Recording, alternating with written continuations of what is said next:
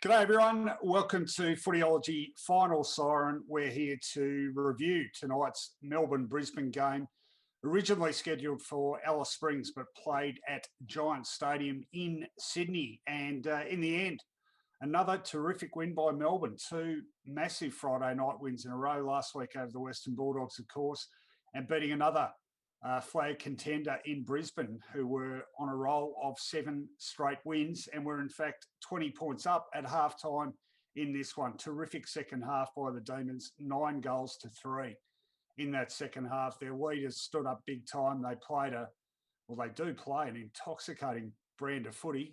We're going to talk a lot about them. We'll talk about Brisbane too. In fact, we'll talk about anything you'd like to put on the football agenda here at Footyology Final Siren. Start firing your questions in wherever you're watching this, be it on Facebook or on Twitter. We are at your disposal for the next hour and a little bit. We'll talk this game, we'll talk anything else that's going on, and we'll finish off with tips for the rest of the round. And the device we use to do our tipping, always the subject of amazement and often bewilderment by me, because my co-host comes up with that. And my co-host is none other than Mark Fine. And I'll say good day to him and ask him what he thought of the Demons' victory. How are you, Finey? Yeah, I'm well.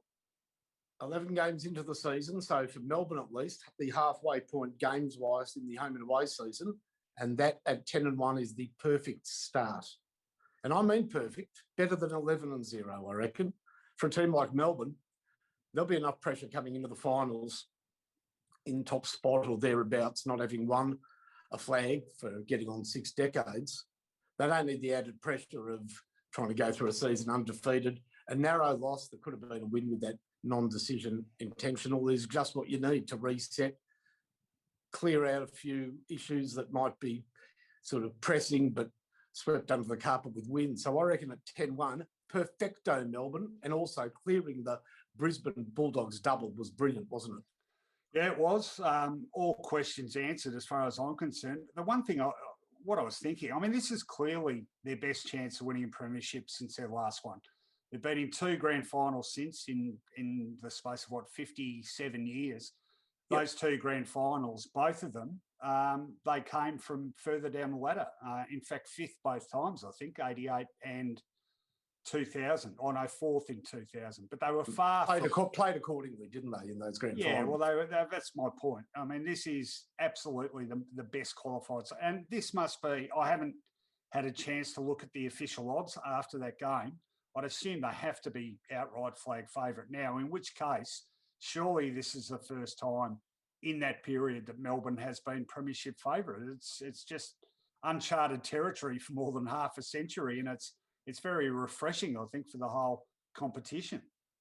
Well, as I sort of ranted in one of my rants on our Footyology podcast, I've come to not only accept but embrace the warmth and excitement, and just I think it can be almost a football community building experience breaking a long drought. So for those Melbourne supporters, hang on, it's a wild ride.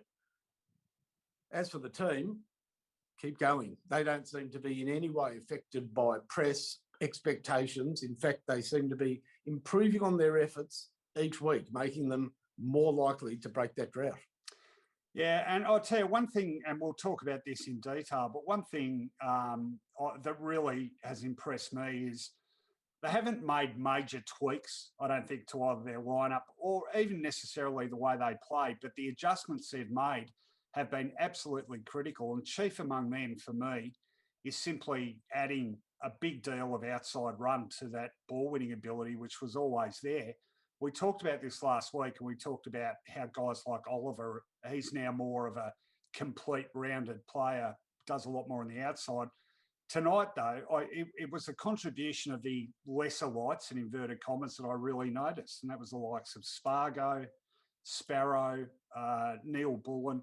Those guys are making a considerable difference to them getting that balance of inside and outside right. And in the end, Brisbane couldn't go with them for leg speed. And I thought that was very significant. Look, their leg speed obviously starts with Keziah Pickett. I think he knows it. because there's nothing he doesn't try to do. He's so audacious on the field. Does he know he's as good as Cyril Rioli? Well, not yet. Oh, yes, he is. And not all round. With ball in hand, he is. He is Pretty so big brilliant. call. I think with ball in hand, he is. He doesn't yet apply that same tackle pressure. He is unbelievable with ball. He's just unbelievable. How about that piece of play on the outer wing with Angus Brayshaw? Brayshaw couldn't quite keep it going with the kick back. But all right, no, you're right. His achievements are nowhere near Cyril. So I don't want to say that he's done what Cyril has done. No, I've got to re-qualify.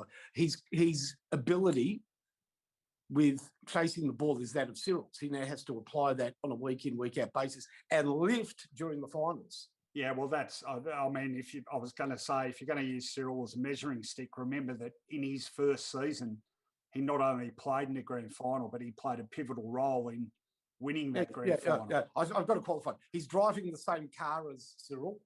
Cyril drove it beautifully. Let's see if Kazai can do it, because in finals, you need something that breaks what generally is the dour struggle. Not dour, but it's hard fought everything in a final, isn't it? Yeah. If you can have that unmatchable silk to slice through with 2 or 3 goals, that can win you a premiership. Well, absolutely. I mean, well, again, that grand final I was talking about, Cyril turned the tide really with a tackle and a couple of second efforts in the third quarter. Yep. Get your questions in, people. We've got plenty coming through already, so hopefully that technical glitch we had last week has been fixed. While you're sending in some more, let's have a look at the details now, the quarter-by-quarter scores first of all. We've got them, Damon. Yes, we have. So Brisbane certainly started better in this game, didn't they? And I think a lot of us would have thought, particularly at the end of that first quarter, the Lions kicked 3 in about 6 or 7 minutes. Great game by Zach Bailey. He kicked the last 2 and had a 2-goal lead, and actually improved on that in the second quarter, again, getting on top later in that quarter. Goals to McCarthy, Coleman, another one to Bailey. Melbourne, I didn't feel like Melbourne were being, I know the guys in Fox Footy were saying at halftime Melbourne were lucky to be that close. I didn't feel like that. I felt they were still playing decent footy. I agreed with what Rewalt said, but it took him till after the game to say it. Easy to say it after the game. And that's exactly how it felt at halftime, was that the rubber band has not exactly even been stretched yet. I mean, it certainly hasn't snapped. Melbourne look, Brisbane would have been delighted that Melbourne's midfield was not sort of having the same impact as they had the previous week. And they would have been very happy with Hipwood and Danaher up front. But Melbourne were able to create their own chances. So there was certainly a reply expected from Melbourne, and they were within, Cobra strike, weren't they? And they absolutely delivered that in that third quarter, as you'll see on the scorecard still up there, Damon. 5 goals, 5, the Demons, in the third term, to just 2 goals, 2 by the Lions. So only a 1-point lead still at three-quarter time. Anyone's game. But Melbourne really dominated territory and the scoreboard in that last quarter. Kazai Pickett, a goal in under a minute to stretch the lead beyond a goal. McDonald, who had an incredible second half. I just saw some stats for him: 9 disposals, 9 score involvements, and 3 goals in that second half. Sparrow the next, and it was bingo in the blink of an eye, out to 20 points. Neil Bullen put another one on the board, and a late and pretty fruitless reply from Charlie Cameron. So the final margin in the end, 22 points, 14-13. 97 to the Demons, Brisbane 11-9-75. Let's have a look at the goal kickers and best for the Demons. 3 each to Pickett and McDonald. Gee, they combine well, the Tools and Pickett up forward for the Demons. 2 to Fritsch, 2 to Petrarca. What a game he played. And singles to Gawn, Jackson, Sparrow and Neil Bullen. For Brisbane, 4 goals to Zach Bailey, really their only scoreboard force tonight. 2 to Cameron, kicked that one late. Singles to Hipwood, Danaher, McCarthy, Coleman and Zorko, the best, as voted by you, Finey, and no dispute from me on any of these. Petrarca for the Demons, Pickett, Brayshaw, Gawn, Oliver and May resolute as ever in defence. And for the Lions, you had Bailey, had to be with 4 goals, Zorko, Birchall, Hipwood, Robertson, Devon Robertson, and Harris Andrews. Anyone stiff to miss your best, do you think? Maybe Tom McDonald, but like I thought Cosy did stuff in the first half and was brilliant in the second. And Tom was great in the second, but there was a point in the first half I forgot he was playing almost. There are a few players like that. And McCluggage was down tonight, so well held. I'll say this, 5 minutes into the last quarter, I started thinking, Melbourne, you better kick a goal here because you've had 4 shots at goal that you've missed. And this game will swing like pendulum because you're playing a good team. So it's actually really a great effort that Melbourne did not let that pendulum swing again, and they finally hit the scoreboard in a meaningful way. But they had missed a few gettable shots, hadn't they? Yeah, they did. But I mean, I mentioned off the top, their leaders really stood up, and I think that was most obvious in the centre of the ground. Not necessarily the centre bounce clearances, but clearances was one stat they really addressed at half time. They'd only had 14 for the game and Brisbane had 22, so conceding 8 there by 3/4. The clearance numbers in the third quarter were 14-8. So Brisbane just narrowly in front. And by the end of the game, Melbourne ended up winning the clearance count. So really did turn that one around.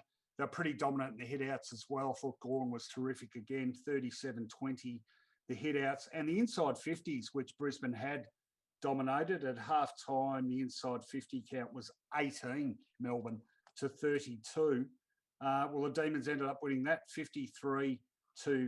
So here's where my maths always finds me out. What's that? In the second half, Brisbane's had 18 and the Demons have had 35. So double their forward entries in the second half. So, you know, viewed through that prism statistically, they absolutely dominated that second half. And I guess the difference perhaps is that they managed to make more of that weight of opportunity.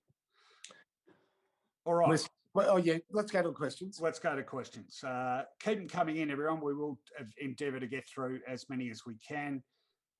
We've got some g'days from people. We've got some commentary talk. We might leave that one for a bit later. Can we get onto that?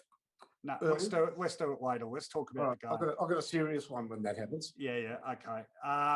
Tim Hills is playing the role of Scrooge tonight. He says, I can't wait to see them stumble in September. Don't know why, Tim. I struggle to see why anyone would have any sort of antipathy towards Melbourne. I've always found them pretty inoffensive, to be honest. Who'd hate Melbourne? Well, you should. Why? Oh, because they stand for it. Yeah, but see, that's Melbourne supporters quite rightly get really antsy when people talk about that because that's a real anachronism.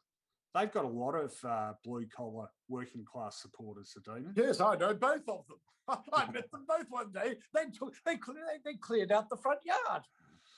All right. James Tyrrell says, I tipped the D's, felt the Lions were due a loss.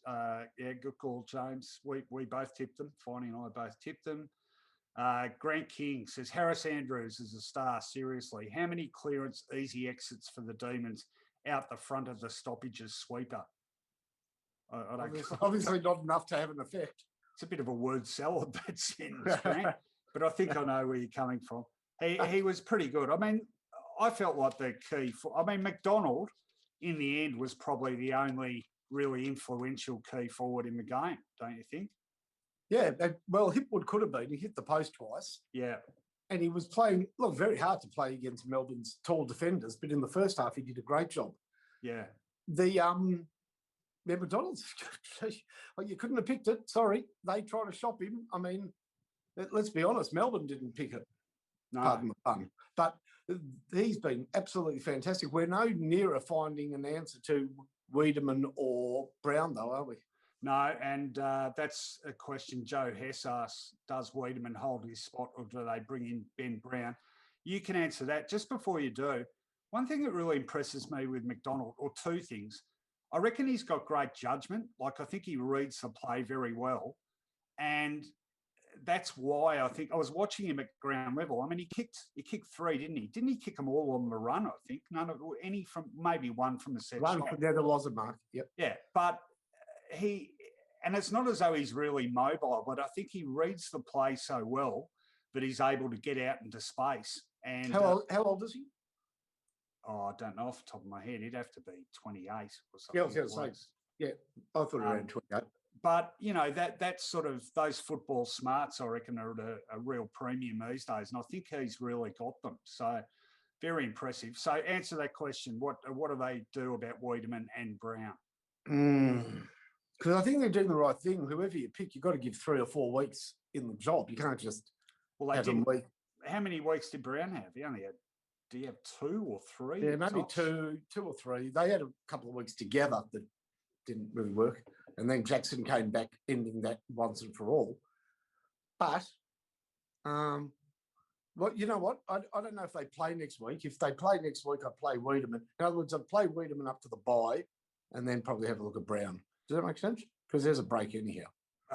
Yeah, it does. I'm just checking. No, they do play next. Oh, they play the Big Freeze against Collingwood, which is now the SCG. Correct, officially announced tonight. That game. Although, most importantly, according to BT, the slide will remain in Melbourne. Yeah, good. It's very important there, BT. Yeah. Just on McDonald, when you get into your late 20s and 30s, there is something all footballers have to do, and he probably had to do it regardless of age. But his big move was losing 4 or 5 kilos over summer. So a more mobile, obviously, you put on the weight, and we're not talking about fat, we're talking about muscle here. So it's a choice whether you become stronger in the contest or more mobile on the ground. And certainly mobility is at a premium in our game. And he pulled the right lever, another pun, on that one. And I think the more mobile McDonald is reaping the benefits. Indeed. Tony Hollander's had a view on that. He reckons Wiedemann is the future. Peter White was also asking about Ben Brown. Matt Scholl observes Spargo has become a really good player. Well, that was a point I was making earlier, Matt. I think those, you know, sort of what we would have once termed fringe players in the 22, they're not exactly fringe players because, look, I just had a look at Spargo's numbers. He's only had 14 disposals for the game, but they were really valuable disposals. In fact, I haven't got access to his score involvements, but I reckon his score involvements would have been really high. I mean, he gave them some really damaging run, I thought, along the wing. Yeah, but he had to, without Ed Langdon in the team, somebody had to fill that void, and Hunt having some injury concerns. You know what I love about him over the last 2 weeks? I've noticed it. Melbourne supporters might tell me that this has been a feature throughout. And like all players, he does sometimes have to present up on the lead, but he's only little. And boy, does he commit to taking a mark when he's the hit-up lead player. And some great hands over the last 2 weeks in unlikely marking. You know, it's one thing to hit up. It's another thing to have the ball come at you and under intense pressure. His hands have been superb. It's almost as though, all right, I've committed to it. I love that. He looks like his old man, doesn't he? It's every time I see him, the facial resemblance. And has he broken a record all time in the history of the game? I think he is. He has. Oh, what's that? The progeny No, he's the first 4th generation league footballer. So there's Paul, his dad, Ricky, his dad, and who was Rick's dad? You can look it up. You know, how many times have I told you, don't ask a question you don't know the answer to? All right. Well, okay, we'll get someone can look that up, or one of our listeners, viewers. Sorry, was it a Charles Spargo that he was named after? Charles or something tells me it was Jack Spargo, and I don't know why. Godfrey or I'm thinking Jack. What's a good sort of 1930-esque name? Adolf, wrong country. Let's keep going. David Haley asks, is Simon Goodwin a contender for Coach of the Year? Well, yeah, I mean, he is. He has to be, surely. I mean, look, who else would be in there? Luke Beveridge has the Bulldogs riding high. John Longmire, I think, given the pre-season expectations over the Swans, would have to be up there. But Goodwin's taken his team from outside the 8 to outright premiership favouritism, having won 11 of 12 games. Well, hang on. Isn't he? No, I thought he was under severe pressure to hold his job and the most favoured to be sacked. He was. Correct. And they haven't written anything about him since. It's all well and good to write about the calamitous life of an AFL coach, but I haven't read much about him in this resurgence. Quick to put pen to paper for doom, but not so keen for the resurgence or the resurrection, I should say. I'd like to see some articles on him. All right, Harper Pressinger, g'day Harper, says, surely Lions fans are disappointed with Danaher so far. No second effort, looks like he doesn't care. Someone else echoing those sentiments too. What do you think, Finey? No, I disagree. But geez, he took a great mark and kicked a terrific goal. Beautiful mark. But he has become a little bit of a one-trick pony, a flying aerialist. Yeah. I understand some frustration there, especially when you see Gawn and Jackson both kicking roving goals tonight. Can't really picture Joe doing that at the moment. He's highest and then he's least likely after the high jump. So, I can understand those comments a bit.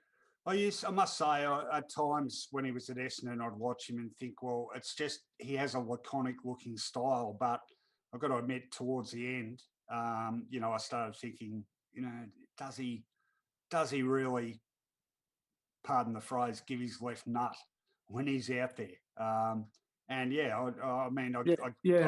They'd be looking at his defensive numbers a bit, I think, and questioning whether they get enough out of him defensively. I remember a game, it would have been early in his career, where St Kilda had a surprise win against Essendon at Docklands, and he had a few balls. He was obviously just a burgeoning star, and a few balls pitched before him, and he was embarrassed by those. Now, it's hard to be 6'10" and 9 or whatever, and good below your knees, and he's certainly improved there, or he avoids it altogether. But I remember that night that he came under a lot of criticism for not, bending all the way down to do his shoelaces. Yeah, no, look, he certainly hasn't set the world on fire, no doubt about that. Trav Dutka says, Brisbane flaky and throwing their heads back for imaginary frees, won't ever be paid in grand finals, putting a line through them. Melbourne, Geelong, Dogs, and maybe the Tigers. Look, I mean, might feel free to put a line through them. I wouldn't. I know where you're coming from, because I think of that group you mentioned, I would have them as the least likely to win a flag of those 5 teams. But then again, you say maybe the Tigers. They, for me, are still the number one, the team most likely to win the premiership. Is there something a bit less reliable about Brisbane than those others, Finey? I mean, they've just won 7 in a row. Yeah, no, I still like them. Look, I was talking about that ban being stretched.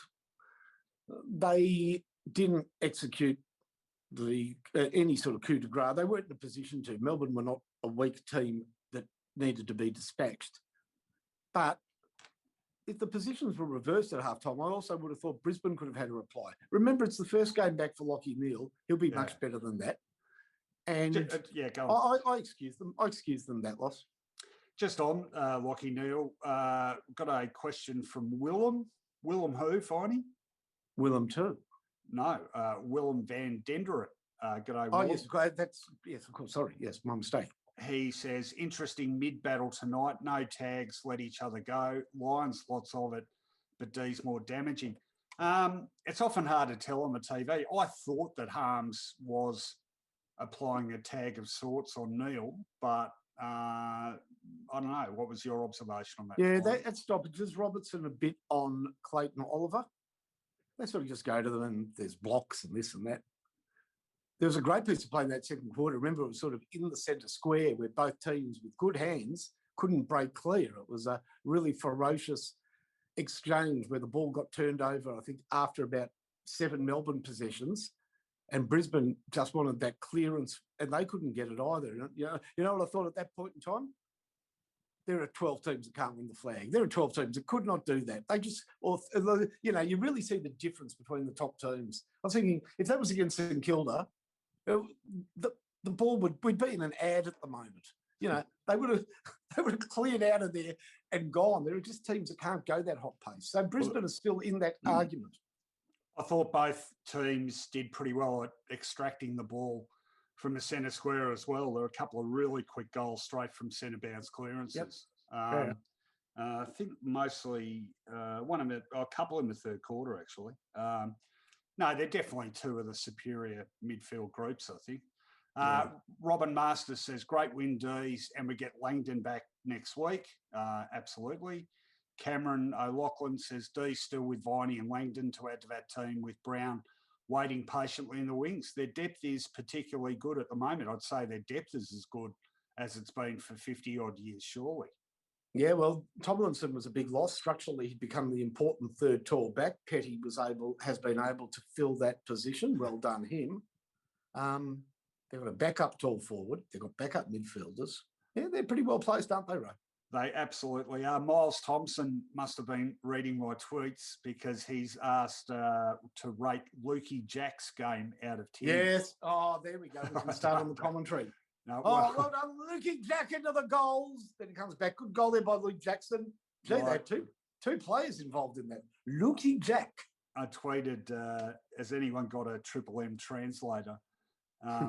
I don't know. Apparently it's cool. I got kicked up the arse by several people for saying that, who appeared not to really understand the point I was making, or they were part of that rusted on Triple M cashed up bogan audience.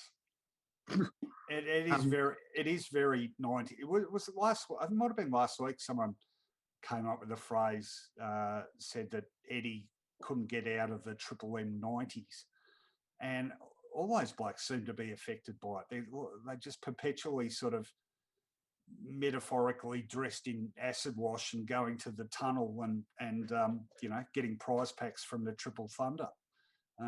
Anyway, it's quite annoying. Yeah, just call guys by their names, JB. It's not that hard.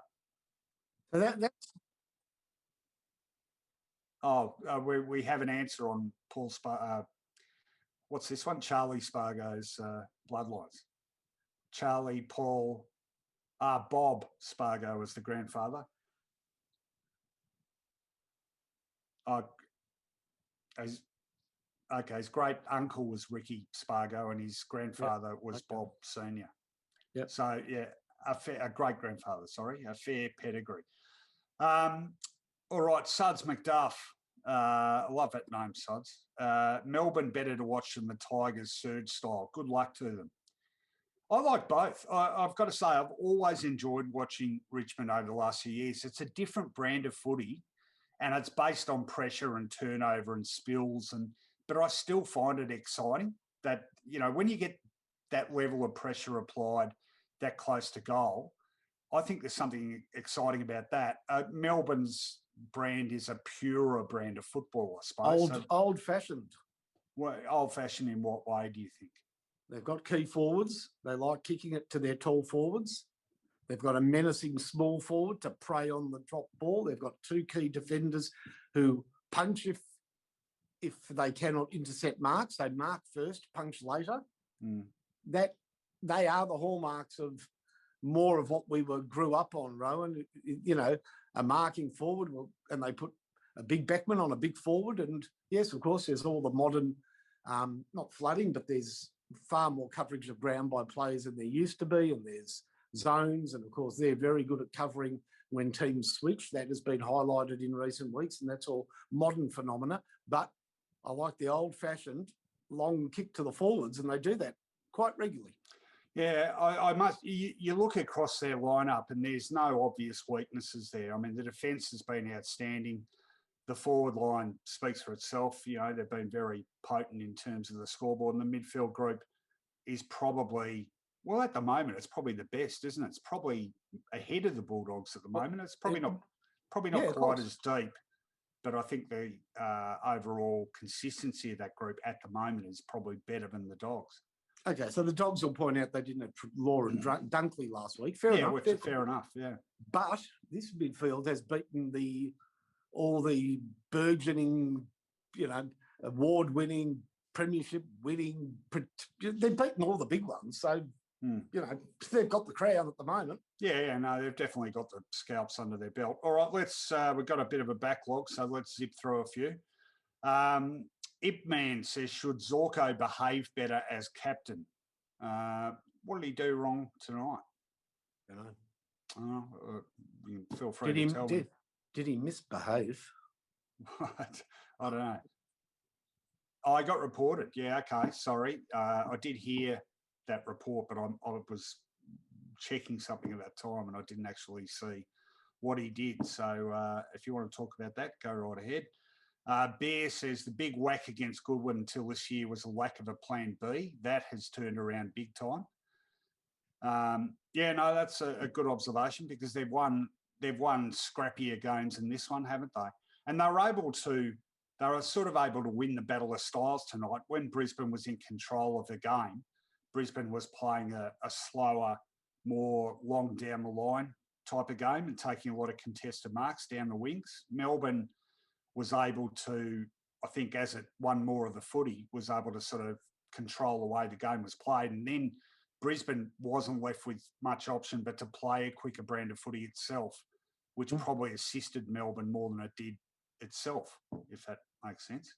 Yep. Dimmer Smeaton says the problem with the Lions was a lack of a barometer. Johnson Von Trapp, greetings from New York. Well, hang on a sec. We've had two intangibles here that tend to frustrate me when talking about football: plan Bs and barometers.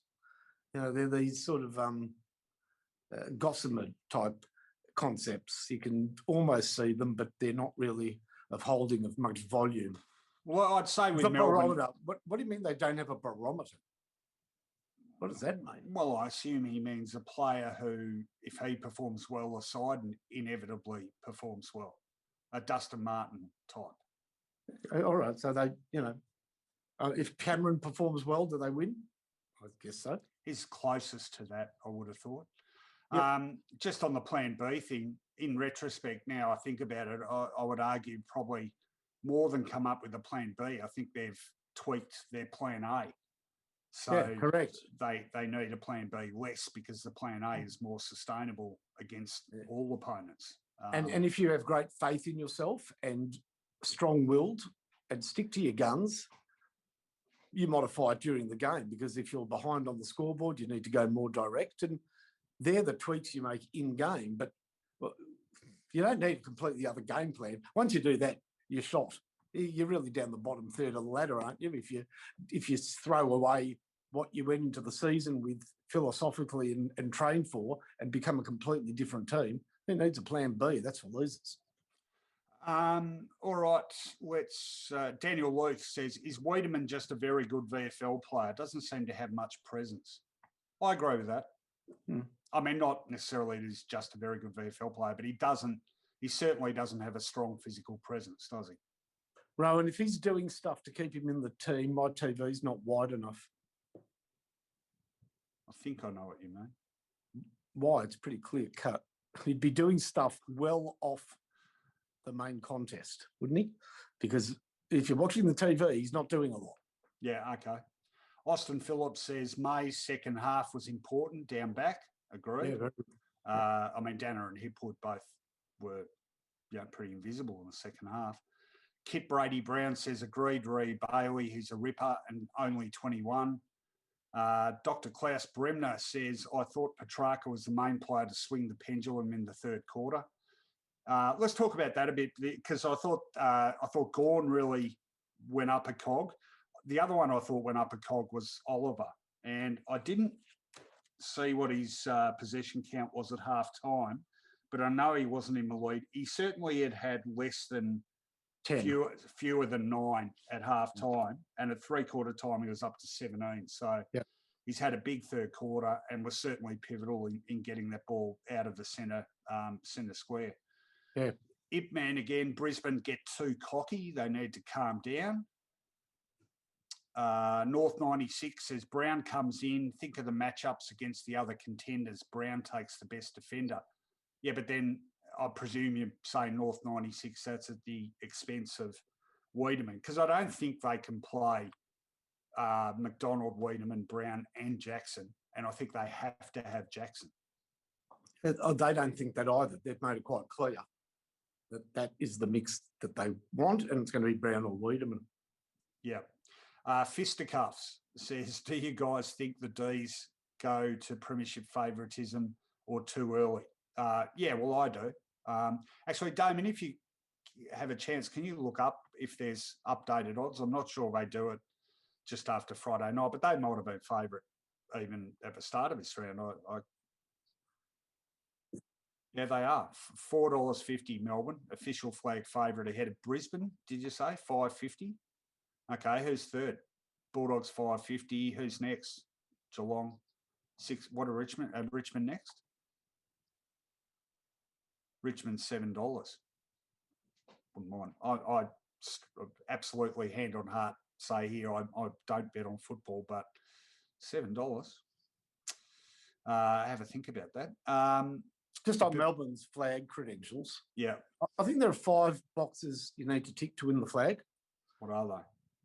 And I reckon I'll go through them. Let's see. I think they tick 3. One of them you can't tick yet, and one they will not be able to tick. So the 3 to me are, I think you need all around the ground. You can't have a glaring weakness in either the defence, midfield, or the forward line. And I think they're well stocked in those departments. Number 2, you definitely need star factor. You have a look, whether it's barometer, I guess, but that one star player, a champion or two, to truly lift you and then turn games. And they absolutely have that now in Petrarca. I mean, Oliver's brilliant, don't get me wrong, and they've got star value in Pickett and other very great players. But Petrarca now has that match-winning, lift you and carry you on my shoulders to a win quality. So they've got that. Number 3, I really believe, looking back at grand finals, I'll say during the Indigenous rounds that we are having, that you do need that brilliance, and it's generally off script and provided by Indigenous players to cut through what is now the preparation and negativity of coaches during the finals. And that cut through so often has come from Indigenous stars. They've certainly got that. Number 4, you need a good run with injuries. Well, we can't tick that off yet. We haven't got to the end of the season yet, but so far so good. And number 5, I do believe you do need to be finals hardened, if not grand final hardened. Well, that is the box they do not tick. So they will have to come from a ways back, but we know that can be done as well. You look at maybe the Bulldogs, and certainly teams have done it. You can come with a rush, no question, but it's better if you are hard seasoned. The other box I'd argue the Bulldogs didn't tick in 2016 was the forward setup. I mean, they only ranked 12th for points scored. Yeah. That You don't have to tick all. You don't have to tick all 5, but it's good if you tick more of them than any of the other teams in the comp. That helps. All right, I'm going to zip through a few more. Now, Ronnie Isco has weighed in asking about Michael Warner's book, The Boys Club. Will that change the way the AFL conduct themselves? We'll just put that on hold, Ronnie. Just remind us if we don't get to that, because I want to just talk about the game for a bit more. But I do want to talk about that because I finished reading it yesterday. You are a speed reader. That is amazing because I've downloaded it. Yeah. You're a good reader. Then again, that was your profession. It's it's about 360 pages, but it's probably the quickest I've ever read a book. I'm not a voracious book reader by any means, but I started reading that and I literally could not stop. And just, I think we can say this now. We are going to interview Mick Warner on the Footyology podcast next week. We may do a special episode just on that. So much is there to talk to him about. Absolutely recommend that book for everyone. But look, we'll get back to that a little bit later, Ronnie. Right, let's keep going. Now, just one-word responses, if indeed it needs a response. Petrarca and Oliver are the 2 best on-ballers in the comp at the moment, and Gawn is in the top. Okay, yes or no? Petrarca and Oliver, 2 best on-ballers in the comp. My immediate reaction is no, but maybe yes. Hard pressed to beat them. Possibly. I would have thought Bontempelli would be in there. certainly in that discussion. Klaus Bremner again. Mark Williams seems to have been a great appointment along with Adamuse. Well, superficially, yeah. I mean, look, it's really it's hard to make those calls when you're not privy to the work they're doing. Yeah. But certainly both have a lot of fans in terms of their coaching acumen. Can be brilliant, but it's always. I love when teams are going well. Everybody's good at the club at the moment. Yeah. I want to read about an assistant coach who's brilliant at a club that's had one win. Correct. Because probably has never happened. Bear says Lions' pressure in the first half was incredible. Makes Melbourne's win even more impressive. Agree. Well, that's the beauty of this win. Why it might be the best of the lot. They came from behind against a premiership contender. Oliver was held at every stoppage. Would get 15 frees a game if he was prettier. Who's the prettiest on baller in the competition? Prettiest. Jack Steele is adored by women. Yeah. Bontempelli? No, you'll find Jack Steele. They love Jack Steele. What about Fife? Fife has a lot of fans, doesn't he? He's got that sort of Mick Jagger type look. Yeah. And Bailey Smith, when he gets his shirt off and sends Instagram photos around, has a strong following. Basilenko, they call him. Ace Melbourne's finest mullet. There you go. Talking about the best midfielders in the comp. There is a top 5 that most people wouldn't get. You'll get it, but most people wouldn't have him top 5. I hate it when you say that. You'll get it for sure. Well, who's he play for? Your team. Oh, Parrish. Absolutely. Have a look at his numbers. Superb. Yeah. He's starting to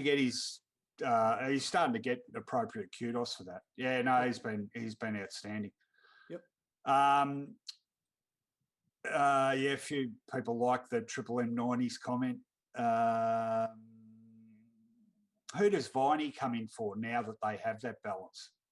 It's a good question. I mean, is he an automatic? Melksham doesn't do a lot. Yeah. But strictly speaking, I don't know the percentage Melksham actually plays midfield. He's more of a forward/midfielder, I would have thought. He's become a run-with player in the last couple of weeks too. Yeah.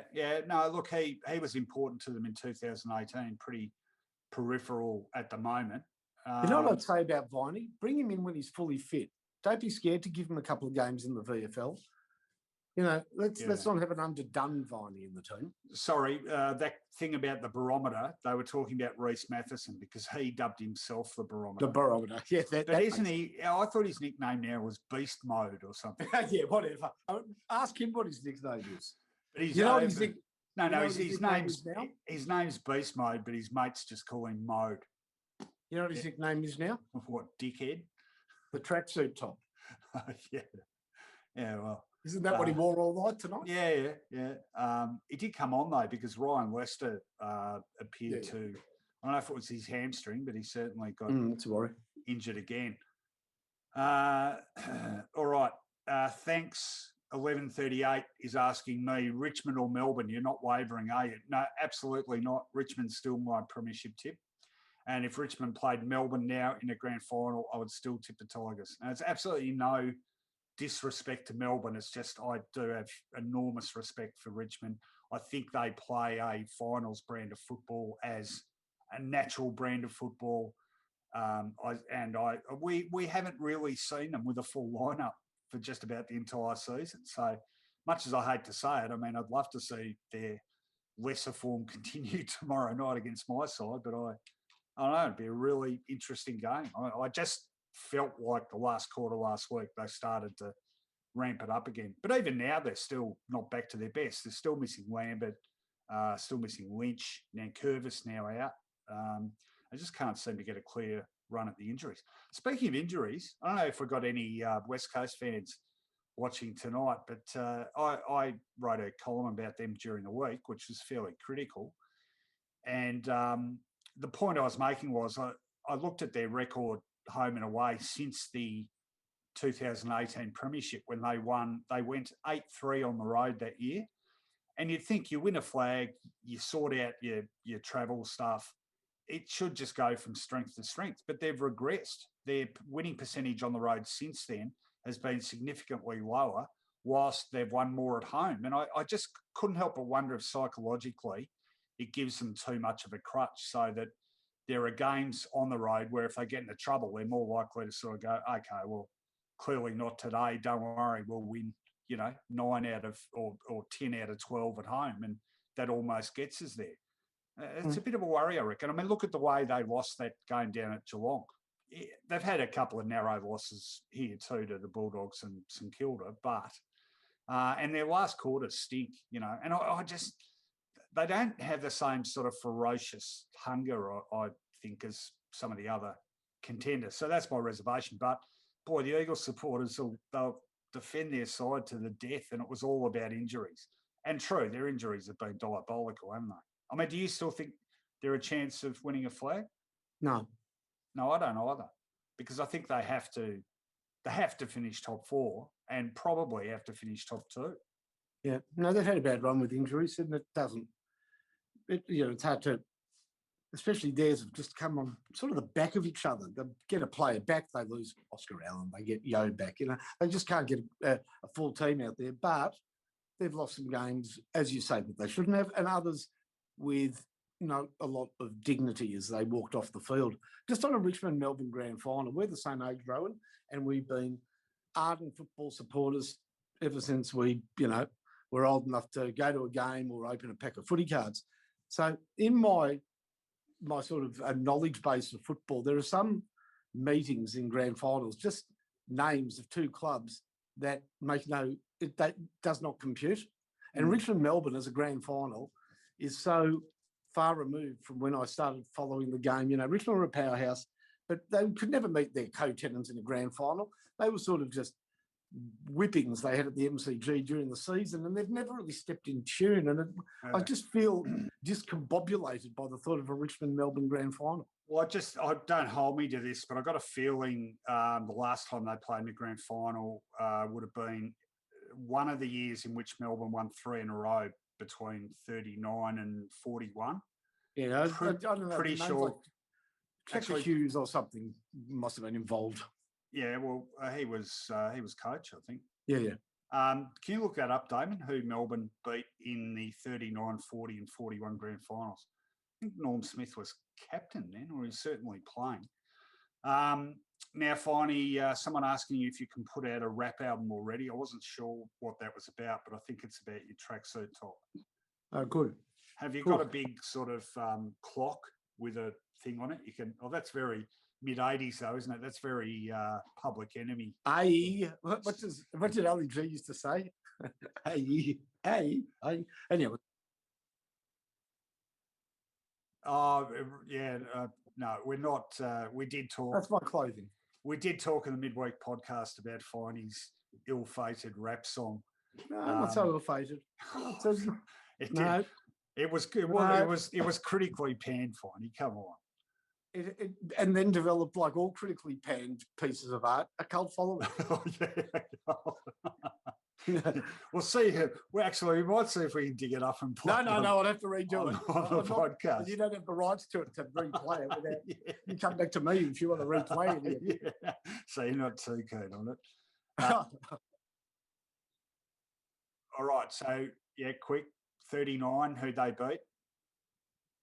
39 Melbourne. 39 was Collingwood. Yeah, Collingwood beat St Kilda in the playoff. Shush, Finey. I'm trying to listen to Damien. Yep.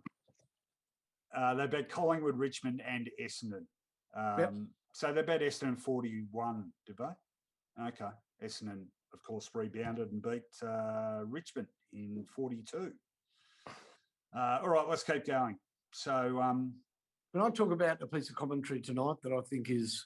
Yeah, after I just again make that observation about you wearing a big clock face, I want to see you recreate Public Enemy from about 1984. Go on. Because this is quite serious. All right, go on. All right. Now, look, the AFL, we talk about concussion being a serious matter, correct? And correct. The AFL have certainly... changed the rules of the game and how the game's interpreted and reporting of the game in terms of match reports. No, this is serious. Sorry. No, sorry. Flavour Finey, someone just called you. Be professional. Read All right, them. yeah, no, I'm sorry. Go on. Don't even read them. Just listen to this. I want your opinion. Okay. So you can change the rules all you want, but the commentators have an enormous influence, especially when they are legends of the game. Now, we are not going to get rid of certain behaviours at club level, at local level. Believe me, when something like this happens at the start of the game, Harrison Petty goes for the ball and he's pretty much, I'll say, he's clocked by Lincoln McCarthy. McCarthy was no chance ever, and he wasn't trying to spoil. He knocked him out, knocked him down. He got hit in the head. Yeah, I'm saying hit him in the head, and Petty was pretty wonky. Now, you will find that a lot of these concussion issues that are ongoing are from that very type of incident. That has to be stamped out. So we come to the special commentator, Wayne Carey. Played of a time of ferocious football. He got plenty into the back of the head, and he also gave plenty. He could handle himself on the footy field, whatever. We know what he stands for. But for his special comment to look at that and say, nothing in it, well, you've got to make them earn it. That's what they're supposed to do, the guy behind the marking player. Well, that erodes and that. What is the use of changing the rules of the game if the people commenting on the game that are listened to and respected applaud that sort of play by McCarthy? Sorry, it's not good enough. No, I agree. And they sort of made it worse. They sort of doubled down, but I think it was James Brayshaw threw down to Luke Hodge. He said, well, that's the sort of thing you used to do, Hodgie. Correct. That's right. Exactly right. But it's actually not. I mean, the sort of thing Hodgie used to do was win the ball whilst riding the contact from other players. Yeah, look, he hit guys hard. But, I thought the McCarthy thing, it sort of bordered on cheap shot.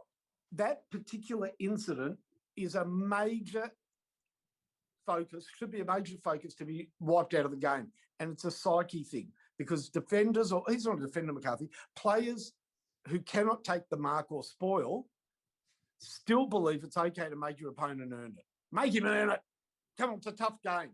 Yeah. Punch him to the back of the head. Now, I'm telling you, if we had a special comments man and every special comments man that saw that said, that's actually cowardly by McCarthy, that should be looked at because that sort of play has nothing can come of that other than a concussion to the player or, if he's lucky, a sore head. Because Harrison Petty was pretty wonky on his feet. Now, if the play... It infuriates me. We talk about one punch off the field, everything, and then tough men who used to play the game try to enhance their tough man reputation by seeing that and applauding it. It's not acceptable. Well, who does that the most out of any of them? Wayne Carey would do it. Jonathan Brown would do it. Then other players don't do it, but they you missed the most obvious one, I reckon. Much as I rate his football brain. Doom's. Yeah. I mean, Doom's whole persona revolves around that. I'm saying that's all about their persona of, I was tough then and I look at that and I still would be tough now. And the other thing is that players that weren't that of that ilk when special comments might not applaud it, but they certainly don't attack it or they don't because it is because then we've got the boys club. Exactly. The football agenda is still dictated by players who played with a completely different set of values, but also that overriding value of I'm never going to dob a footballer in. Yeah. So they look at it from the perspective of the person issuing the blow because that is the person under the spotlight for possible match review officer, for further action. And all of a sudden they become defence counsel because, it's the Aussie way not to dob a mate in or to, we're all comrade in arms here. Yeah, no, I agree. I agree. Yeah, but the problem is an hour later at the half-time break, they're talking about how bad concussion is and a terrible image of so-and-so going off the field and we've got to look after the player. But when somebody actually does it and they can put a name to the perpetrator, let him off. All right. No, really good point, and I agree. Thanks, 1138 is asking me, is Doomy still trolling Footyology's political coverage? On Facebook he is, yeah. Actually, he didn't today. We had a piece up today, written by Andrew Gardner, about the federal government response to COVID. Dermy mercifully absent from the commentary on that. It did blow up though. I'm not sure why this is, but my following on Twitter appears to be predominantly left of centre, and for whatever reason, my following on Facebook appears to be every right-wing wacko in the country. So I just stayed out of the one today. I felt sorry for Andrew Gardner. It's driving him around the twist. All right, okay. Now I want to get serious because you mentioned the boys' club. Let's have a quick discussion about that. Now, it might be a short discussion. Have you read any of it yet? No, we don't. That came home tonight, downloaded it. Yep. And I will be leaving here and starting to consume it. But I had a look, it's long. All right, okay. All right. Well, I'll keep it brief. I'll just say what is so good about this book is that there's nothing Mick Warner writes about that you don't know in terms of the subject matter, because it goes through pretty much chronologically things like, it starts sort of back in the early 90s almost, but you talk, the acquisition of Docklands, the catering rights. It doesn't really talk about merger stuff, but then, the obvious ones of the last 10 years, the Melbourne tanking stuff, the Essendon supplement scandal. What are the other big ones? The Kurt Tippett salary cap thing. About funding to Sydney. What was yes, that gets talked about. The phone call. Yeah, the phone call from Mike Fitzpatrick to Richard Collis. Love it. The leaking of information from Michael Talia before that Bulldogs Adelaide game, because the common denominator in all these, there's a few common denominators. One in most of those things is that the AFL has thought it could supersede the wheels of justice and manage an outcome. And in several of those cases, it's backfired spectacularly, mostly in the Essendon case. But what's the level of detail about all these things? There's stuff that I wasn't aware of, and I think most people wouldn't be aware of, because he has conducted a ferocious amount of interviews. He's talked to everyone who was on the commission, Bill Kelty, Graham Samuel, Peter Scanlon, et cetera, et cetera. But for me, the most shocking thing was the level of nepotism and cronyism that exists, not only in the AFL, but in the game at large. And the amount of pies that people in the football world have their fingers into. Yep. And if you needed a reminder of this, Finey, it came up again today. So the Age ran a story today about Jeff Brown elaborating on the detail about what he will bring to Collingwood in terms of who will be on the board. So names mentioned included Peter Moore, whose son Darcy is a player. There's an immediate conflict of interest. Most incredibly, he mentioned Craig Kelly. How can Craig Kelly serve as a director of a club while still being the predominant, his company, TLA, the predominant player manager group in the game, and that company also running several different deals for the AFL, including events, and they have their finger in so many pies. Croc Media is now becoming the same way. Croc Media bought the AFL record. Croc Media is in suite with... They bought the AFL record that didn't go out to tender. Correct. But the reason Croc Media is so in bed with the AFL is because Croc Media helped the AFL get McDonald's on board as a major sponsor. So there's all this quid pro quo stuff going on. The other thing that really disturbs me is that the club is so tight that you can do something pretty reprehensible that involves you being suspended or sacked from a position. And if you hang on for 6 months or 12 months, you can come back and fulfill another role. I'll give you 3 examples of that in the last 5 years. Stephen Trigg lost his gig at Adelaide as a result of the Kurt Tippett stuff, got suspended, ended up as Carlton chief executive before they flicked him. Simon Lethlean had to resign from the AFL over an affair with a junior staffer. I reckon 6 months later, he was CEO of St Kilda. Gubby Allen got suspended over the Lockie Whitfield thing, him dodging a drug test. Spent his year out of the game on a US study trip funded by Craig Kelly's company, comes back, and he's now doing consultancy stuff for St Kilda, I think.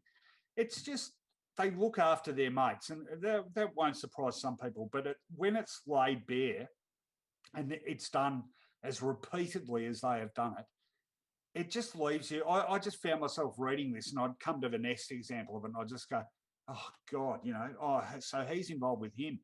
It's wives of people working at AFL House, it's friends of relatives. It is absolutely endemic in the game. And if I was a Collingwood person, maybe Collingwood people could give me some feedback on this. If I was a Collingwood person, I wouldn't want to let either of these tickets within a bull's roar of the club. I wouldn't want the incumbents running it because they've presided over some spectacular disasters, no matter how much they've tried to fix things up.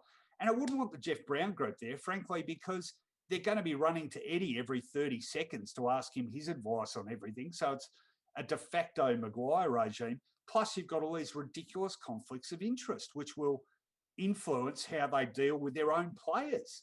It's just, until that whole bubble is burst and people from outside the tent come in and start running the AFL and the clubs, and trust me, there's one club I know very well where the same sort of thing operates. Footy is going to be this insular little world where the arrogance of it sees them repeatedly trip over themselves because they think they are superheroes, these people, and they're not. They're just administrators of a football competition. Okay, rant over. Would you like to have any comment on that? No, but I look forward to reading the book, but I just nod in bewildered, in disappointed agreement. It just picture a big trough full of whatever slop they're eating on, and the big bottomed, you see the big behinds of the pigs, right? And there's no room at the trough, and along waddles another pig and recognises a couple of pigs at the trough, and they just make way so he can squeeze, or she can squeeze in as well, But you've got to, if you know a pig at the trough, you can probably get your snout in there as well. And in the end, it's a trough full of mates and it's cronyism to its greatest example, because there's no checks and balances. Ultimately, this is not a political scene where it's thrown open to the public. It's not a publicly listed company, so there's no shareholders of the AFL. Don't think you are if you remember anything. There is no ultimate check or balance on these behaviours, is there? No, and they don't even pay tax because they're a religion. No, well, they're listed as a non-profit organisation. But the focus of the AFL, it's not even really about generating profit to distribute to the clubs. It's about sustaining their own business. Last thing I'll say on this, a really important point here is that early in the 2000s, not long after Andrew Demetrio became CEO, the commission basically agreed to cede a lot of its power to the executive. And the commission, which back in the 90s was a very hands-on and very involved sort of, approval body for decisions the executive made, is now just a rubber stamp. It's filled with people that don't have football expertise, live outside the hub of the competition, which enables the executive to basically do what they want. And it's changed the balance of power so dramatically that I think that also is a really unhealthy thing. Yeah, it's so funny what it was born of as well, Rowan. The VFL was run by what were they called? The VFL. Oh, there was a board of directors, and each club had a director on the board. So their responsibility was really the issuing of the fixtures at the start of the season, responsibilities with the finals, etc. Their only form of income was the football record. And that's where they derived the monies just to run this pretty amateur situation. And then money trickled in through the finals, and now it's a multi-billion-dollar industry. And along the way, pockets have been lined, and retirements have been padded out, and easy street. And concurrent with that, a lot of good people haven't had a look in, or have thought they're part of a process, applying for jobs and tendering for contracts, when really the race had already been run, and that's the saddest thing. Johnson Von Trapp says, didn't Jeff Brown's wife fund Hutchie's SEN takeover? Yep. The Wiley family from WA. Yes. And thanks 1138 says, is Hutchie part of the cabal? Let it out, you two. Well, yeah, he is. I mean, I basically just said that. Yeah, of course he is. I'm not even saying that sort of critically of him. I mean, a lot of people, if they had the similar opportunity to, would gladly do that. My point is that the AFL shouldn't be allowing that sort of relationship to develop. It should be at arm's length from anyone. It'd be lovely as he builds his empire, Hutchie, that he had some sort of self-respect artistically to produce a product that is better than what it was the previous year and better again next year, and have some sort of ethos of quality. And, you know, at the moment, he's best portrayed as the guy on the Monopoly box with the cane in his hand. No, I agree. And it's why our motto at Footyology, and it's not sort of to be clever, it is honestly the philosophy we live by and operate by. It's quality, not clickbait. We will never run articles because they'll get lots of clicks. It's good if they get lots of clicks, but we're not going to run something that we know is inferior quality so it will generate clicks. I'm not going to do that. I'm just not. You know, where there's a real dearth of decent football journalism out there. So I think our best strategic and business strategy is to go with quality and hopefully enough people who still want that gravitate to that. And I actually think the wheel is turning and that people are sick of the sort of football clickbait that's out there, and they're turning towards things like Footyology to supplement their diet of football journalism. And on which point, I will do the plug here. Can I just say, like, very seriously, like, we are really grateful for the support we get from people. But can I tell you, as the managing director and owner, I guess, it cost me a shitload of money. Like, I've churned through nearly 6 figures in 4 years, and we rely almost totally on the patronage of people who read our stuff and listen to the podcast and watch this. So how can you support us? You can become a Footyology patron at Patreon. The links are on the website. Might get you, Damon, to put out a link on Patreon now. We ask for $7 Australian per month. I'll tell you right now, there's no paywall up. So if you don't pay the $7 a month, you can still access everything that everyone else does. But what I'll tell you is this: if enough people don't cough up, it's not going to exist for all that much longer, because I'll go broke. So I'm really hoping over the next 12 months, we can double the level of support we've got now. And that enables us to employ more writers, employ more production staff, have a greater variety of content on the site.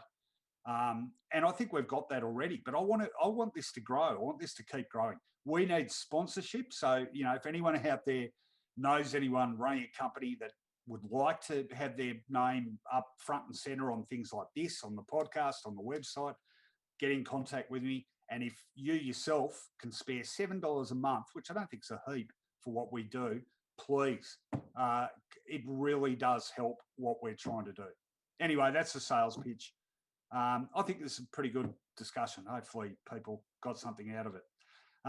We should do the tips, Finey, because this has been a long show. So we have 5 games remaining for the weekend, which we are going to tip on. Yes. And I will call them up on the trusty or not so. As you're bringing them up, just another comment on the coverage tonight. Yeah, go on. Round. Go on. You want to embarrass yourself? Channel 7, I imagine they're the host broadcaster, aren't they? Yeah, tonight. Yeah, well, you want to embarrass yourself and make yourself look, in some people's eyes, almost racially insensitive. Don't tell your cameraman, don't feed them with the information they require when covering the pre-game entertainment. So you know what? Close-up shots of Cozzy Pickett, then Charlie Cameron, Cozzy Pickett, Charlie Cameron, Kadeen Coleman, Cozzy Pickett, Kalamarchi are great, but was Steve May too white for you? So don't go showing Indigenous players in spotlight and not know who all the Indigenous players playing in the game are. I think he and his family would be quite upset by that. Yeah. No, fair point. I was slightly miffed. I had it on Fox Footy, and Fox Footy, the games that they're not the host broadcaster for, they will, if you've seen it, take or do their own pre-match stuff right up until literally the moment the ball's bounced, and sometimes a couple of seconds after, and then throw to it. So they're desperate to have their own talking heads on. So I get that. But tonight they were at the game for some of the ceremonial stuff.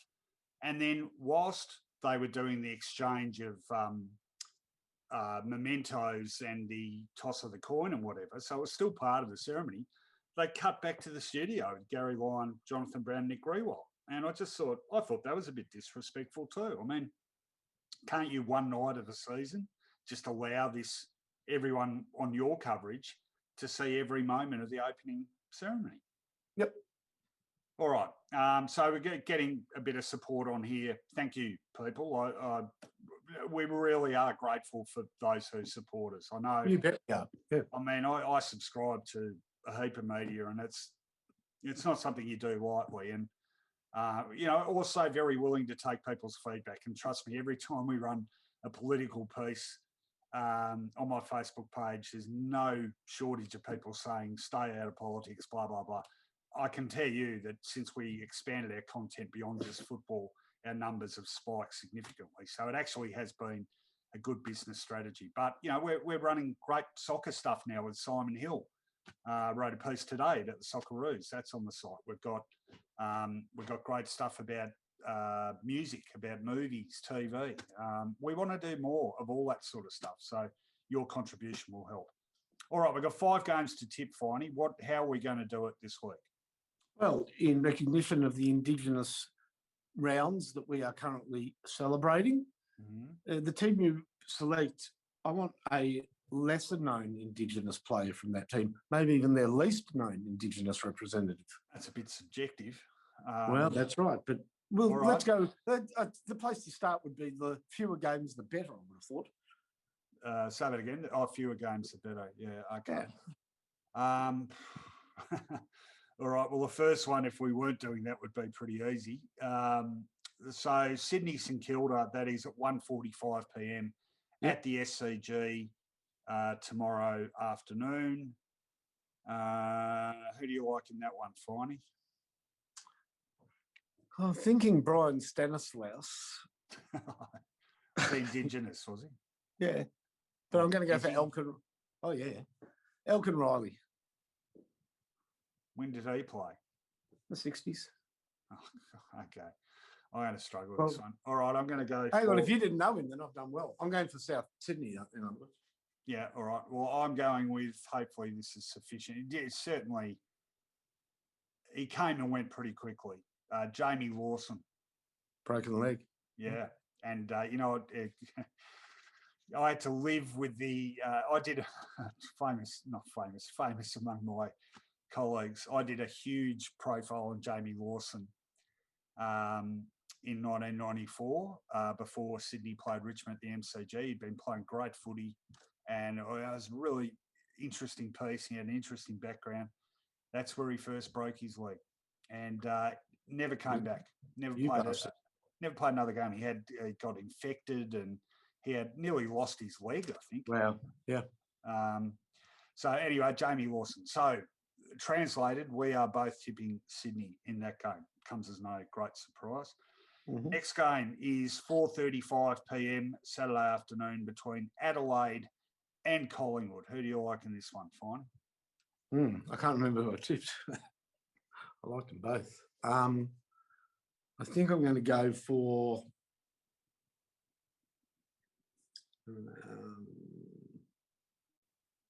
I can't remember his name. He's on their list now. That's how long he's played. He had a cousin who played for St Kilda. I'm sure you may. He just can't get on the field. He's a good player. He just cannot get a look in. And his cousin played for St Kilda. His cousin played in that Essendon St Kilda called off game that I went to at Wangaratta. St Kilda had an intra-club, and he was brilliant in the wet. He kicked like 4 goals. What happened to him after that? No, not Petrenko. No, his cousin's on the list. He's a very good player, but he didn't play last year. He's out this year as well. Come on. Dear. Help me, somebody. Come on, he's a very good player. He just become a good footballer, like really good. All right, well, I'm going to tip in the meantime. I'm going with former AFL player, now emerging ABC broadcaster, Tony Armstrong. Oh, yeah, good. And actually, that could be either selection. I'm tipping Tony Armstrong in his Adelaide guys. Yep, yeah, Miller. I'm tipping. Oh, is that who you're talking about? I thought he's too well known. Yeah, but he hasn't played for a while, has he? Is that Wayne? Or, what's his first name? Yeah, Wayne. Yeah, because his cousin was Terry.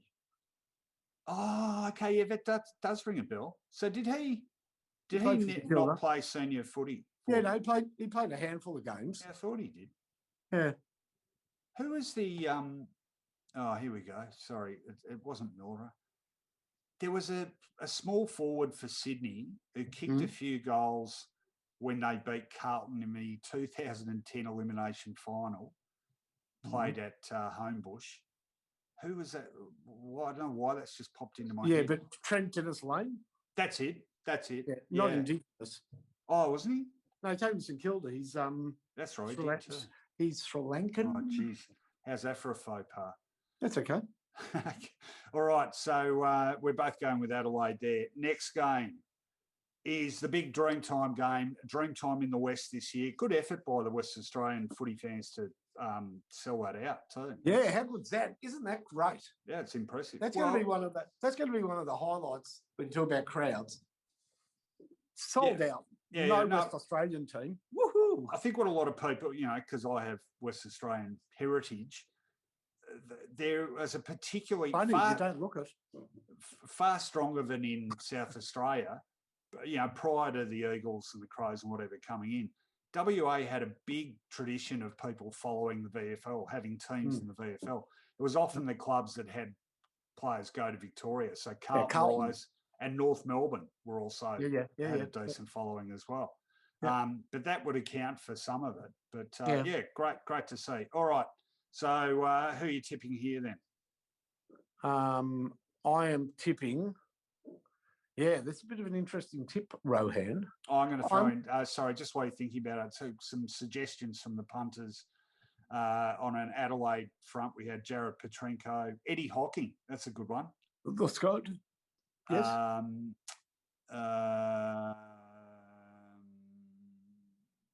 Yeah, that's all. Tyson Stengel. Okay. Okay, you could have him now as well if you're if you're struggling. No. I've got a good one. Why do you have Tyson Stengel? I can't have Tyson Stengel. Why would I have Tyson Stengel? Because he's played for both Richmond and Adelaide. But I'm tipping Essendon and Richmond now. Oh yeah, no, that's what I meant. That's not what you should mean, mate. You of little faith. Oh, okay, all right. So who are you tipping? Can't you remember who I tipped? Yeah, no, I do. But who's the player? Okay, I will go for. Stop making love to the camera just quickly. Okay, all right. Okay, I'm going to go for. That's interesting, this call. All right, well, I'll tip while you're thinking. I'm going for Relton Roberts. Yeah, good on you. Okay, so you're going for Richmond. Robin Masters had that suggestion as well. Okay, I'm going for.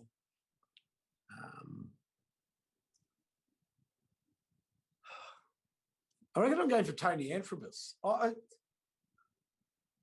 Is he Indigenous? I reckon later on, that's one of those players that came to it later on, and at the time, unfortunately, he played in a time like Barry Cable. The best example of that, or one of the best examples of that I was unaware of until literally last week. Did you see that? He designed his club's jumper. Who? Or I'll give you a clue. Western Bulldogs. Don't tell him, Dame. That he and I don't know who we didn't think was Indigenous. Well, I'd certainly never known it. Who was it? Lindsay Gilby. Really? Yep. Wow. Oh, good on him. I think he only. Apparently it was sort of written about, but I think he only sort of made this discovery himself in the last few years. Yeah. But he helped. He's sort of undertaken to learn about his origins and stuff, and he ended up. That's a good bloke, Lindsay. Oh, he is a ripper. It's his grandmother. Yeah, so he ended up designing the jumper with a Indigenous artist. Yeah, it's great. Actually, Indigenous players who played for Western Bulldogs: Les Bamblett, Michael McLean. Brett Goods. Yep. Yep. They've had a few actually. Mark West. Mark West. Was he Indigenous? Mark West, 100%. No, I thought he might have been an Islander or something. No, I think he's Indigenous. I'm pretty sure he is. They've had a few in the last few years that didn't hang around long. There was one guy, Alan Thorpe, Alan Thorpe, yeah. No, they had a guy a few years ago that had a big leap. Yeah, Jakara. Yeah, that's what I was thinking of, yeah. Ugal Hagen. Yeah, well, I haven't seen him yet. Young Ugal Hagen. All right, we need your tip. Yeah, well, all right, I'll go for Auburn, Davey. That'll do. Oh, you could have done better than that. I said Antrobus and you knocked it back, but but Lamonti was Willie Dick, surely. Please, run it. You're not going to say you don't remember Willie Dick. I know Dick better than you do. Willie Dick better than that. I'm joking. Of course I remember him. Well, he's in every second silly football team. Yeah. Played. There's a good story. Actually, Mark Robinson wrote a good story about him. Something happened that sort of prevented him playing, but he can play. Trying to think of some other lesser known. St Kilda had a player back in the 20s called Arthur Cock. Yep. Anyway, moving on. It's that time. It's the witching hour for you, isn't it, Finey? Played for St Kilda. Just observe, everyone, when we're about this far into the podcast, Finey drops one incredibly inappropriate blue, starts working blue. Record Excuse numbers, me, could our producer Damon check the football record of Arthur Cock? How's he going to do that? Will you look up Arthur Cock? Cock isn't it that uncommon a surname? No, just look Arthur Cock on AFL tables. Arthur Edwin Cock. Known as Arthur Cock. Yep. Can Finey hear you, Damon? Or yes, I can. Okay, could maybe. Correct. All right, two games to St Kilda. I told you in the 20s. Okay, let's get on with it. So you went with Alan Davey. Incidentally, you know he's got twin boys who are both likely to be taken by Essendon. He played exactly 100 games for the Bombers, Alan Davey. Bad luck, Essendon. And I think that was because when James Hird was coach, he sort of made sure of it. All right, 2 games left to complete the round. Sunday, 3:20 p.m. At the SCG. We have Carlton taking on West Coast. Yep. And so, I'll go for. Oh, you can go first, Rowan, because you're. No, you go first because I'm. I'll go first. Hello. Yep. I will go for.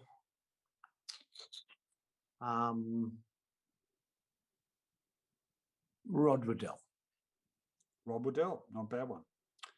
A few people saying Alan Davey, not obscure, played 100 games. No, but I'm going for. Oh yeah. What about a couple I could have? What about Wally Matera? So that's interesting, the Materas, because for a long time Peter Matera did not identify as being Indigenous, and he sort of got embarrassed into it when Wally and Phil did. Yeah. So, Wally didn't play all that many games for him. But there was someone else I was thinking of too. Walter played for Fitzroy, didn't he? He did. He did. He did play in the inaugural Eagles side, I think. Yeah. There's no, a one gamer who's a good one for them what era? in their beginnings. We've mentioned his father.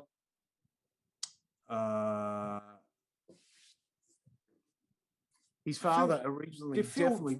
Phil Narkle didn't play for him, did he? Oh yeah, played a lot for them. Did he? Yeah. Can't you remember the blue and yellow helmet? Oh yeah. Red, white, and black one. All right. So who are you talking about? Shane Cable. Oh yeah, okay, yeah. He just played one game. One game. Yeah.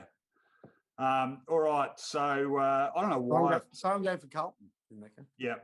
Incidentally, I did make that tip before selection, and I probably wouldn't have gone with that because they've got everyone out this week. Some other suggestions there. Shane Cable says Wild Panda before you said that. Yep. Waddell played for the Cats too. Jeff Garlett, Ashley Sampi, Willie Pepper. Who's Willie Pepper? I don't know. I remember Waldo Pepper, the fictional pilot from the movie. Justin Murphy could have had for Carlton. Yep. Chris Lewis. Chris Lewis. He's hardly obscure. You could have had Chris Mainwaring for the Eagles. Obscure in that his race. His Aboriginality was certainly only identified later on in his career. Correct. It seems to have happened with a few of those Western Australian players. All right, final game.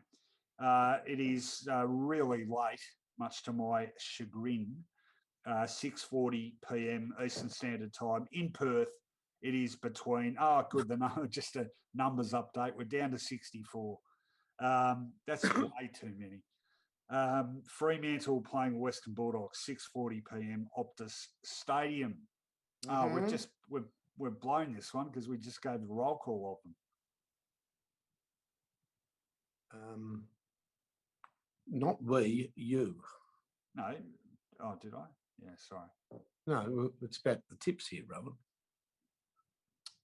All right, well, go on. Who have you got?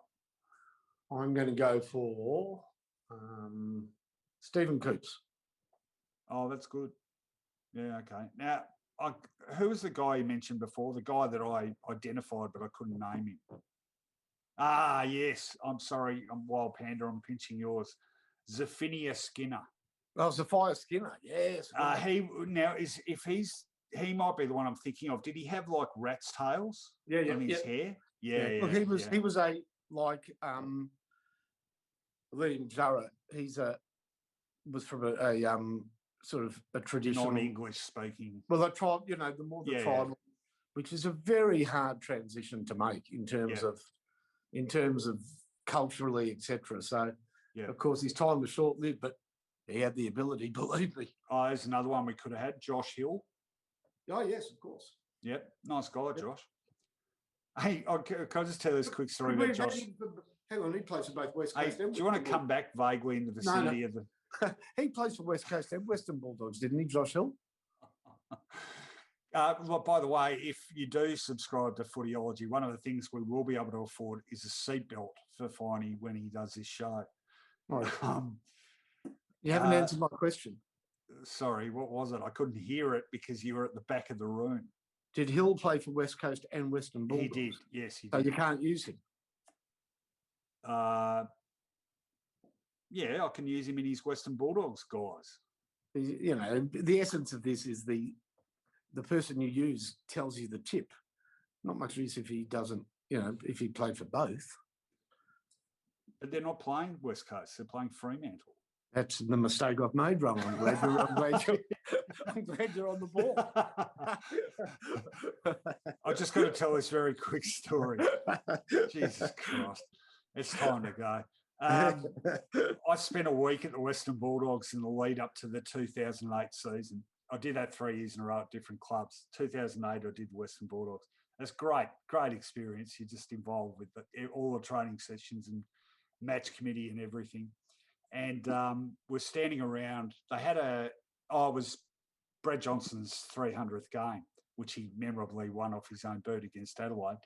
But in the lead up to it, one day in the training rooms, they're standing around and lead up to the first game. So there's showing all these motivational videos, and one of the staff had put together a composite of all the highlights of their pre-season campaign, which by this stage is, 4 months long or whatever. So there's all things of them on camp and running their guts out and blokes heaving because they're exhausted and all fun stuff and serious stuff and whatever. And then they show this stuff in the boxing ring. And I'm trying to remember who it was who did one of their really tough players anyway. And he's just two guys are sparring as Josh Hill and the other guy. Who was it? It was one of their tough players. Anyway, they're sparring and then one guy's just gone bang and he got him right in the face, just goes flying back. And I'm standing there watching it along with everyone else in the training room. And I wasn't aware who's standing next to me. And this guy just absolutely starts pissing himself. And I thought, it's probably the guy that punched him. I turned around, it was Josh Hill. he goes, geez, he got me a beauty, didn't he? He had a laugh about it. All right. Thanks. 1138 says, if I subscribe, can I finally get to see Mark's 50 grossed ever movies? It's my life's purpose. Yes, you can. And that's a good point because I did actually put that behind the paywall. In fact, that's about the only thing that's behind the paywall. Can you take it outside the paywall? I can after thanks 1138 becomes a Footyology patron. So okay, do it. You do. Yeah. Let me finish. You do that and tell me on the send a message or whatever saying it's you, and I will unlock it. Because it was a particularly good series. Finey put a lot of work into that, and it was about a month late, but he did. No, it wasn't a month late. All right, we're going to wrap it up there. Thanks for. Geez, a long show tonight. Anyway, it's been good fun. Thanks for your company, everyone. We'll be back Sunday evening to dissect round 12. Podcasts will be up sort of hopefully. Oh, it's going to be late actually because that last game won't finish until 9 o'clock or thereabouts. So it won't be up till about 9:30 or something, I think. Anyway, we'll be there to do it. We'll be the first to break down the whole round in detail. And we'll be back doing this next Friday evening when our game shall be, because there's Thursday night football next week too. We won't be doing that, but we will do Friday night, which is Sydney against Hawthorn. So stay tuned for the Sunday night Footyology podcast. And don't forget too, as I flagged earlier, next Wednesday, a special Footyology podcast interview with Michael Warner about his fantastic new book, The Boys Club, which I strongly urge everyone to read. You can download it and read it online, as I did. So I think it's $16, so it's not exactly going to break the bank and well worth every penny. All right, thanks everyone. Good game tonight. And the Demons' march continues. Let's see if they can sustain it for the second half of the season. We'll catch you later.